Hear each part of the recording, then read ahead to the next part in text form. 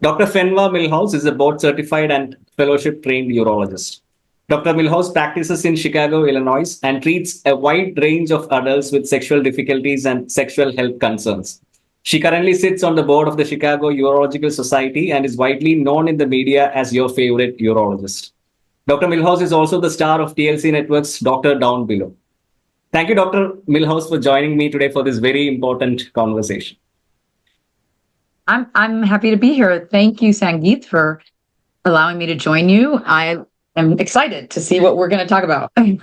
Sure. So let me begin this conversation by asking you one of the most persistent advertisements on the internet, which keeps bombarding you every time you go online, which is the claim to enhance your penis magically by having some supplement or some pills. Do you think any of this, by taking medication or pills, will actually work? And my second question is, why do people even believe in this?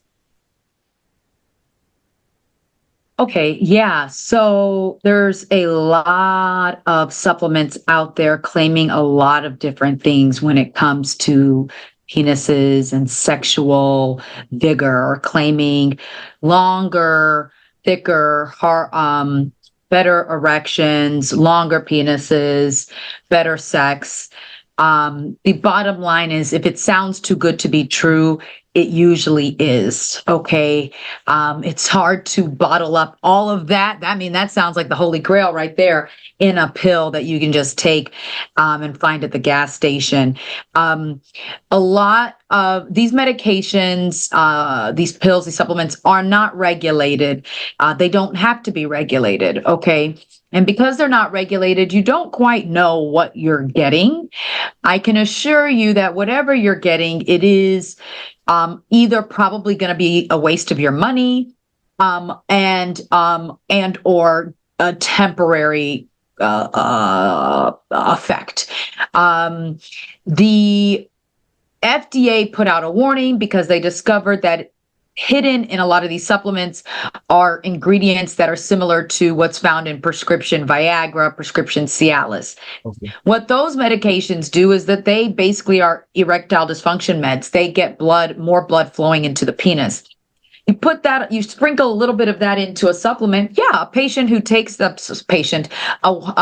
person who takes it, a consumer who takes it, may say, wow, I've got a harder erection than I ever did before. I've noticed. So, they were looking for something, they got something. Yeah. And so that answers some of your question, like why are they so popular? Why do people believe in them? People want to believe in it, right? People want something easy to get them longer, harder penises. That is most of the questions I get is about penis size. People want bigger penises, want better, harder erections. So people want to believe in it. And, to some extent, in some of these cases, you may experience that because of the hidden ingredients that they have. Right. But what you don't know is how that's going to react to your body. Again, long term, it's not a great solution, especially if you have real issues and you are probably throwing money away, and there may be things that are actually more proven to work. Okay. Doctor, also related to that question, another query which comes to my mind is, why do you think men are really obsessed with their penis? Is it due to the influence of porn, or is it personal vanity, or do they really think that they can enhance the pleasure of their partners by increasing penis size? Well, first of all, the penis is easily visible to most men. It's like right there. You look down and it's right there. Okay. So it's unlike vaginas, where it's, you can meet an individual who has a vagina who's never met their vagina or seen their vulva. Okay. The average man knows their penis extremely well. They notice every a pimple, every mole, every crevice. It's right there in front of their face. It's kind of hard to resist not being obsessed with with a part of your body that brings you so much pleasure that's right in front of you. Okay. Also, society, right, puts a heavy toll on penis owners as far as the idea of manhood and sexual satisfaction is really down to, how hung you are, or how long you can last, and that sort of thing. So there is a lot of pressure, on men when it comes to sex, and sexual pleasure. And I'll say this, for vulva owners and vagina owners, you need to take charge of your own orgasm and figure out what makes you orgasm. I'm kind of derailing. What makes you orgasm? Your orgasm is partly your responsibility, ma'am. Okay, it's not just the penetrator. Okay, anyway, so there's a large emphasis society, and then we know that porn is so accessible and is changing how we view our genitals. And there is obviously porn is sex on steroids. It's like Disney.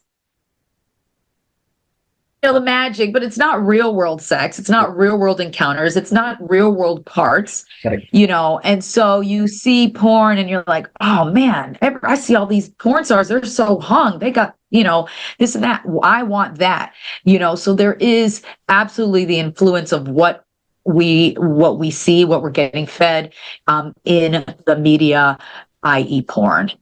Yeah. But also, doctor, the reality is that there will always be men who want to increase the size of the penis, irrespective of whatever you tell them. It's so. Absolutely. Yeah. So my related question is it possible with the current medical technology that is available with us today to increase the size of the penis without any long-term complications? Okay, so anything we do in medicine has potential complications. There is nothing we do, even as simple as take a pill, that doesn't potentially have a side effect or potential complication. I mean, there's nothing we do. Okay, a blood draw has a complication. So there are options for penile enhancement that are safer than others, for sure. And I can talk about the safest option. Now, let me take a step back. One, like the most conservative option for trying to get a longer penis that may work, that's a big may, but takes a lot of commitment and time, is stretching your penis over a long time, consistently stretching your penis. So you can get a traction device. They have devices out here that put your penis on traction, and you can use that traction device every day, several times a day, for months and months and months and months. And you probably, over several months to a few years, may notice some increased length. The average penis owner is not going to be committed and comfortable doing that. But that is generally pretty safe with really minimal risks involved if you want the safest way to, quote unquote, so what is the possible size increase which you are looking at here after all this rigorous commitment which you are going to put into the stretching exercise? A portion of an inch. I mean, you're probably looking at a quarter of an inch or something like that. Maybe if you're lucky, it just depends. It's variable. So, it takes a lot of commitment and realistic expectations. You're not going to grow 2 inches in 6 months just by putting your penis on traction. That ain't happening. Sorry. What kind of commitment are you talking about here, right? To get a realistic idea. I mean, like how daily. Daily. How many hours?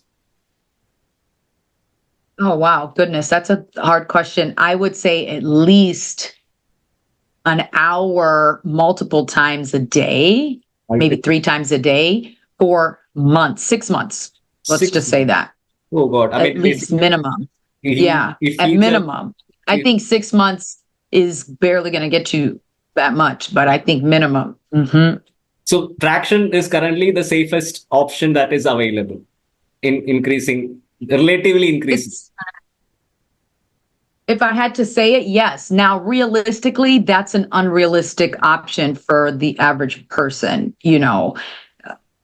not because it's hard, but because it's so intense and involved and takes so very long with a marginal increase. You see what I'm saying? It's the probably least satisfying method as well, but it is, if we're talking just pure safety, pure safest method. There are more efficient methods that are still somewhat safe that could be explored. Okay, like what? If you can explain that. Sure. Yeah. So before I say, when we talk about penile enhancement, we talk about girth and length, okay? Yeah. And it is much easier to increase the girth. It is much, much, much harder to increase length. Much, much, much harder, okay? And so if we're talking about any kind of enhancement, primarily girth, the safest way to do it more realistically, okay, minus the traction, medically, would be the use of dermal hyaluronic acid fillers that are injected in the penis, okay? And hyaluronic acid fillers, we have extensive use in other parts, chiefly the face, for cosmesis. They add volume. All right. And you can safely inject it in the shaft of the penis to instantly get more girth. It is harder to get length with fillers. Some individuals will get a longer penis with this method because their penis will get heavier and hang more, and that hanging actually makes it longer. I've seen it. It's not. I'm just not making up stuff here. This is a real thing. You perform dermal filler.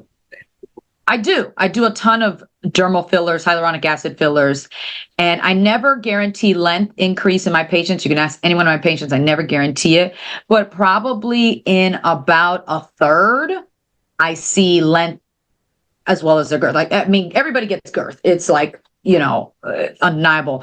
But about a third of patients, I would say, I see a length increase, which is great. But the reason why it's the safest way is because it can be reversed easily if it needs to be. Okay. It does not require surgically cutting into the penis to do the procedure or to undo the procedure. And no other surgical enhancement can really say that. Hyaluronic acid fillers can be dissolved with an enzyme that can be injected called hyaluronidase, and that can undo it. God forbid, if we need to, we can undo it. So that's what makes it the safest way, because you have a antidote of sorts. Okay, so is it more or less like Botox? Is it something? No, it's not at all like Botox. No. People confuse the two all the time. Botox is a natural paralytic that relaxes muscle. Okay. Wherever you put Botox, you get muscle relaxation. Okay. You put it in your forehead, you get relaxation so you don't have the wrinkles. Botox has been used in multiple parts of the body, and that's a whole nother thing. But Botox does nothing for volumization at all. Okay. So you mentioned about the enhancement in girth. So I would like to ask you, I mean, when it comes to sexual pleasure, for a woman, what do you think matters more? Is it the length or the girth of the penis? Love this question.